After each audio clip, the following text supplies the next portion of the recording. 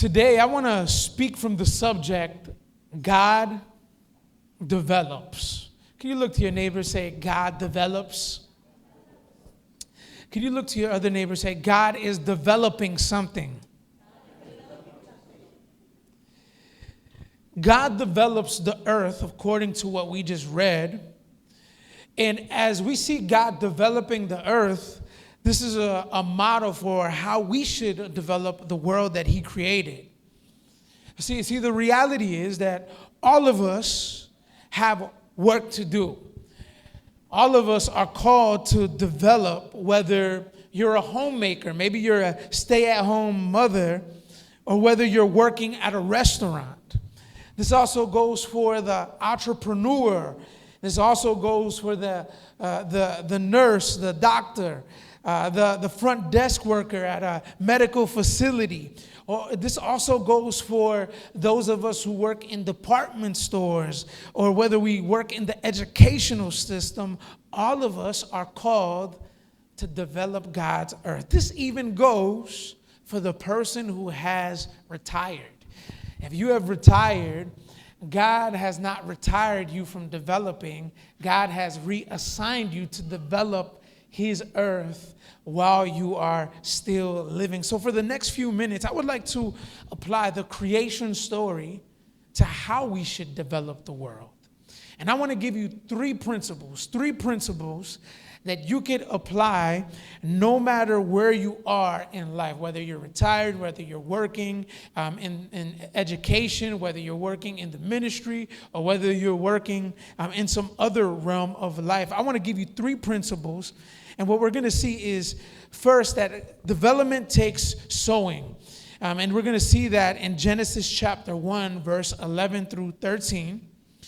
Then we're going to see that development also takes caring. And we're going to see that in verses 20 and 21, and then 24 and 25. And then we're going to see that development takes reproducing. So you see where I'm going? God sows, God cares, and then God reproduces. So let's dive into these categories a little bit deeper. The first thing that we see in this text is that God developed the world by sowing. God developed the world by sowing. Last week we saw the phrase that after God created, God looked at his creation, and the word of God says that he saw that it was good. That phrase, God saw, literally means in the Hebrew that God saw to it, or God provided it for us so that it would be good for us. That's what that phrase means. And we're going to see that repeated in this text. But following this idea, Genesis 11 names another good thing that he provided for humans. It says that God created vegetation. Isn't that beautiful? Isn't that interesting? That God is a gardener. God, he created vegetation, and look at their qualities in verse 11 and 12. Look at the text with me. It says that he created vegetation, and Moses calls them seed-bearing plants. And then he says he also created trees bearing fruit with seed in it. What do we do with seed? You ever thought about that? My wife loves gardening, and she has gotten my daughter into gardening. And it's a beautiful thing to see them work. It's a beautiful thing for them. I just watch and supervise and learn. But have you ever thought about what we do with seeds? Seeds are meant to be planted. And my understanding is that before you plant the seed, you have to prepare the soil. You need to make sure that the soil is right and that the soil is rich. And the hope is to watch plants and trees develop through the watering of those seeds and through allowing nature to do what it does. But I want you to remember this, that God, he created plants and trees with seeds in them so that we would also sow them into the ground, remember, for our good. God, he created sowing, the act of sowing for our good. So therefore, humans were designed to plant things. We were created to plant vegetation, and we were also created to plant things into humanity, even outside of the natural order. This is a sort of pattern that I want you to see for what God provides to humans. See, the reality is that there are things that God has given you and me. You've been given resources. You've been given natural abilities, and you've been given supernatural gifts if you've come to Jesus so that you can sow them into the world. That's the reason why we want to even encourage entrepreneurship in our church.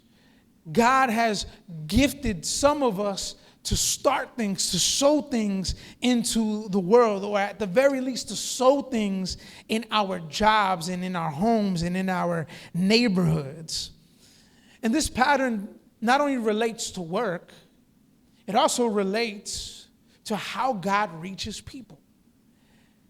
The way that God reaches people is through the sowing and the planting of the good news of Jesus, the gospel, in the places where we are. At home, in our workplaces, in our neighborhoods. As I think about this, I think about a good friend of mine. His name is JJ. We planted a church in the city of Chicago. He wasn't a pastor. He was a city worker, and a really good city worker at that. He was a veteran. His name is JJ Pacheco. Everybody loves JJ Pacheco. And when we planted the church, we were a very, very small church at the time. What we began to see over time is that there were other young men coming with JJ to our church service. And we're like, man, like JJ, he's really, really fruitful. And I began to ask JJ, JJ, how are you bringing people to the church? Like what's the strategy, man? That's really, really difficult, man. I invite people and I never see them again. And I knew them my whole life.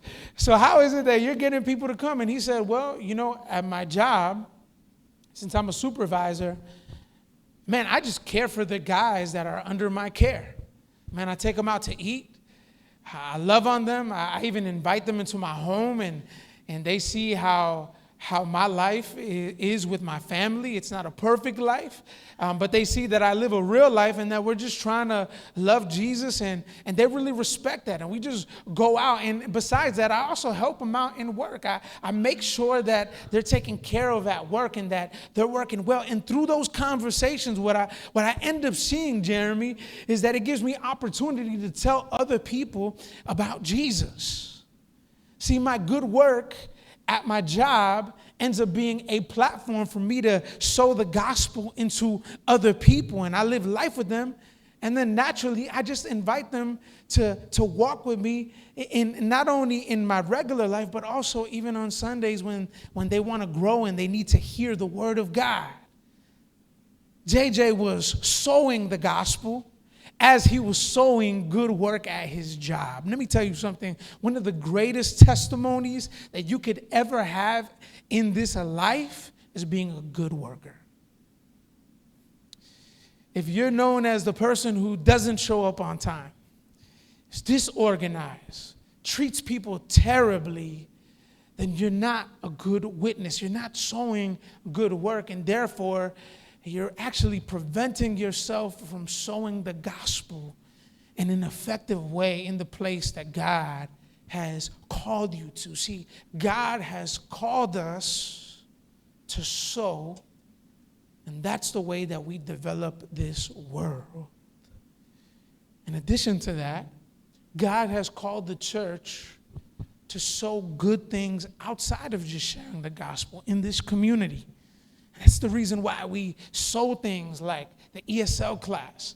That's the reason why we encourage people to volunteer with our sister Beberlin in the public school system. That's the reason why we want to continue to serve the hungry in our community, is because we want to sow good things that elevate the community. Because God is a sower who develops good things.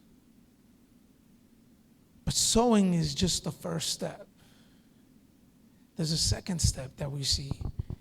God developed the world by caring.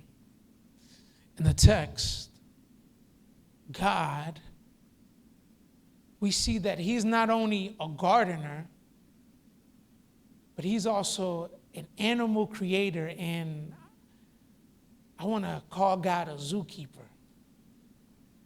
God created animals. And check this out. God created animals and he placed them in their appropriate habitat. Look at verses 20 with me and 21. It says that God said, let the water swarm with living creatures, fishes, all kind of fishes. And then he says, let the birds fly above the earth across the expanse of the sky. You see that?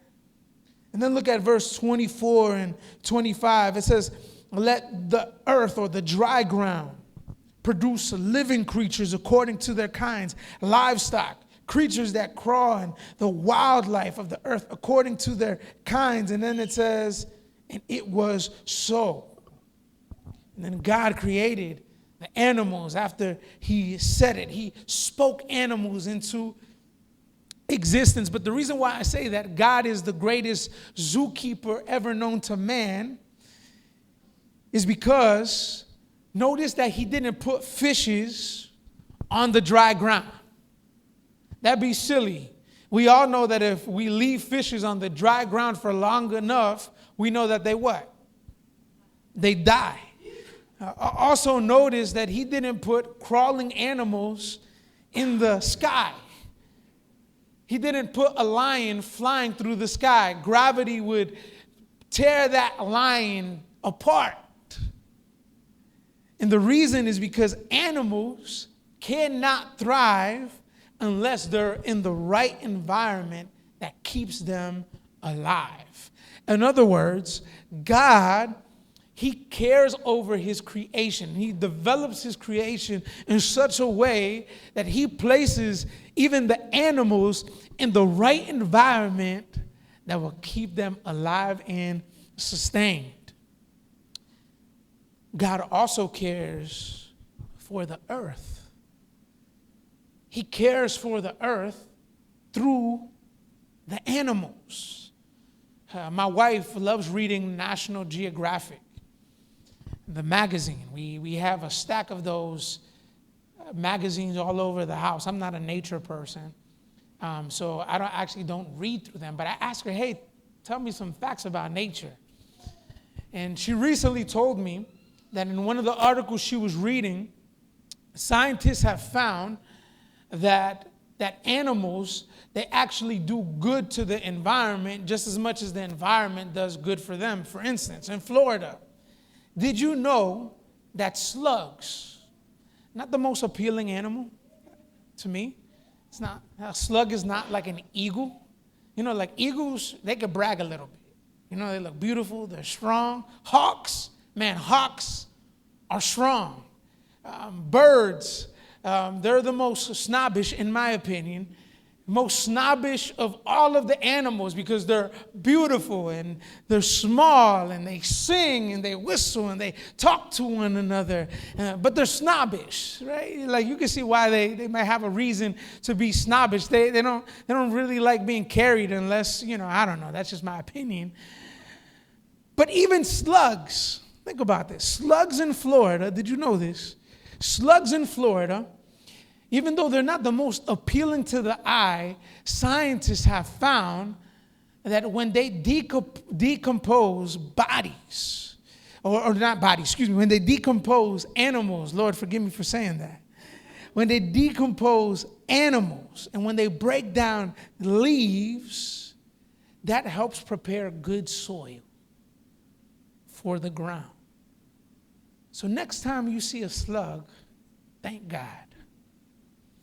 Because through that slug, God is using even his slug, those are God's slugs, to cultivate good soil for us to cultivate the soils. You see, slugs are God's slugs because they contribute to the earth's goodness. And following God's pattern of care, we must also care for the things that we do and the things that we have. Family, the reality is that suffering sometimes comes from outside of us. Sometimes we suffer, and it's because in God's sovereignty and in God's mystery, he's allowed it in our lives to sanctify us and to cultivate our character. But can I tell you this? Some of the suffering that you and I endure simply has to do with bad care of our lives and the things that we do. Some of the suffering that we endure in our jobs sometimes is not because of our jobs. Sometimes it's because we're not caring for our jobs in the ways that we should.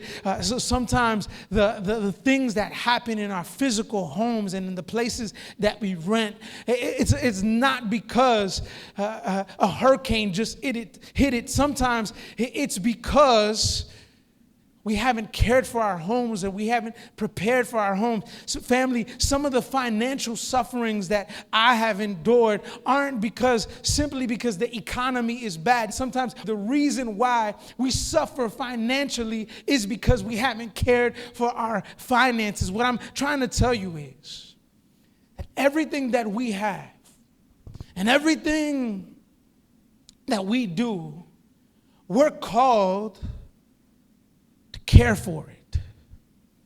And we're called to care for those things in such a way that it cares for the people around us. See, God, he develops the world through caring. He sows, and then he cares for what he sows. He's not an entrepreneur that runs from one thing to another because a business failed or because he got bored of an idea. He cares over what he creates so that it develops. This leads us to seeing God not only care, but seeing how God cares in such a way that his goodness expands. This is the last thing that we see in this text. We see that God develops the world by reproducing. I'm going to say that again. God develops the world by reproducing. God, as I said before, he creates the animals. And he creates them so that they reproduce. Look at verse 22 with me one more time. Moses, the author of this narrative, he's inspired by God. He's God's writer. God is revealing to him what he wants to tell us in this age. And in verse 22, look at what God commands the animals. He says that God blessed them. And then he quotes God. He says, "Be fruitful, animals, multiply, animals, and fill the waters of the seas, and let the birds multiply on the earth." See what God is doing here? God commands animals to procreate. And this is similar to what he later calls animals to do as well. Later in the chapter. We're going to see that next week. But for right now, what I want you to see is that God has called his creation to reproduce. This is the implication. We are called to reproduce. And this means that the extinction of species is not a good thing. This is why we need the work of biologists This is the reason why we need the work of zookeepers, because they're following after God's creative order of keeping animals alive. God, he commanded this to the animals just like he commanded this to humans later. And this is what I want to tell you is that reproducing life is a good thing. From the womb to the tomb, we are called to preserve and reproduce life. I know many of us in here are not married, but this is an encouragement I want to give you. I want to encourage you, from the youngest to the oldest person here. If you're not married, I want to encourage you to pray about marriage. Because it's through marriage that God designed us to procreate life. Children are not a damnation from God. Did you know that? Children are a blessing from God. And we live in a culture where bearing children is almost seen as like a stumbling block to what God designed you to do. That is not biblical, family. It's better to procreate than to put your career over God's intention for life. And if God blesses us with children, then God will also provide for our children. Something that God's been reminding me of recently as my wife is pregnant right now. We announced that last week. And when I'm looking at these bills, I'm like, Lord, I don't know how we're going to do this. But I know that children are a blessing, so I know that you'll provide, even if it's on the simple fact that you love my baby. You'll provide for us. God has called us to reproduce families. So for those of us who aren't married, I want to encourage you to think about a godly man and a godly woman, and start praying about, Lord, is this the direction that you're calling me from? And I want to also encourage us who are dating, be very careful. Don't date somebody that you can't establish God's order with. Now, I don't want to preach on just that right now. But the point that I'm trying to make is God created life to be multiplied. But we live in a world where life is not reproduced, but death is advanced. Death is multiplied because sin entered into the world. We see murder on YouTube. We hear about it in our streets. There's wars, people die. And the reason why people die and death is multiplied is because sin entered into the world. What is sin? Sin is when we try to govern ourselves and the things around us outside of God's order and God's care. When we sin, a manifestation of that sin is murder. And when our first descendants, Adam and Eve, sinned against God, death was introduced not only to humans, to the entire cosmos. In addition to this, we also grieve with families that struggle with infertility. When a human sinned, it also introduced complications that inhibit reproduction. And if that's you here today, I want to say God sees you, and we are praying for you, and we're even praying for a miracle, or even for the miracle of adoption and fostering, if that's you here. But there's hope. To see hope, we can't just read the first page of the Bible. We also need to see how this story ends. In the last chapter of the Bible, it describes how God will restore the world, including nature. Isn't that beautiful? That God will not only restore his disciples, he not only will give us glorified bodies. I'm praying for a six-pack in heaven. I hope you are too, if you don't got one. But he's also going to restore nature. There will be a time where heaven will meet earth, and Jesus Christ will reign physically. And check this out. We will reign with Jesus. In Revelation 22, verse 1 and 2, you don't need to turn there. It says that there will be a tree of life that will bear various kinds of fruit. In the Word of God, if you read it on your own time, you would see that this tree will bear fruit that will bring healing to the nations. And then check this out. I'm going to read this for you. Verse 3 says this: there will no longer be a curse. There will no longer be a curse over us, a curse over the earth. And the idea is that disciples of Jesus will reign, and nature will sustain our lives forever. We will never die, family. Put this into perspective. Jesus Christ,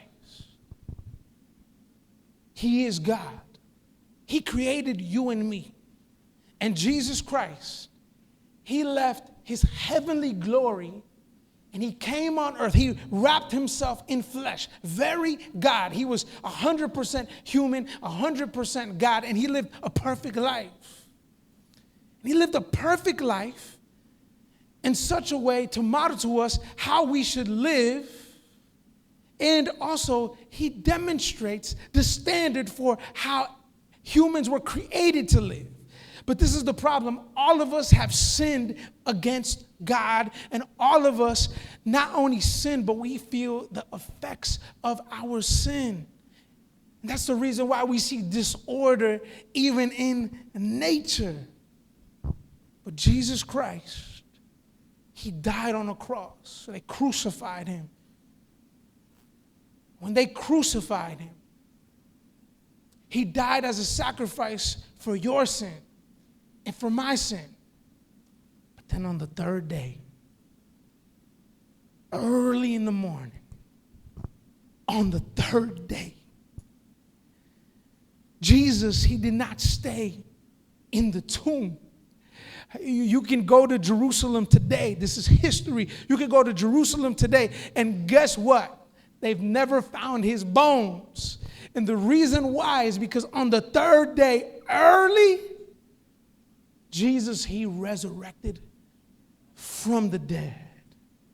And when Jesus resurrected from the dead, that meant that Jesus not only came to die for your sin and for my sin, Jesus came to resurrect people and also to restore the entire natural order. This was Jesus' work. And everyone who believes in Jesus, if you say, man, I'm a sinner, I've been the Lord of my life, and I've contributed to the destruction and the development of death. If that's you here today, the good news is that Jesus Christ, He paid the ultimate price for you and I to be part of that new humanity and that restored world. And that is our hope in the middle of this broken world, is that one day Jesus will return and He will come and get us. We're not just going to be just chilling in the air like we see in some pictures. We're actually going to be on a restored earth, reigning with Jesus.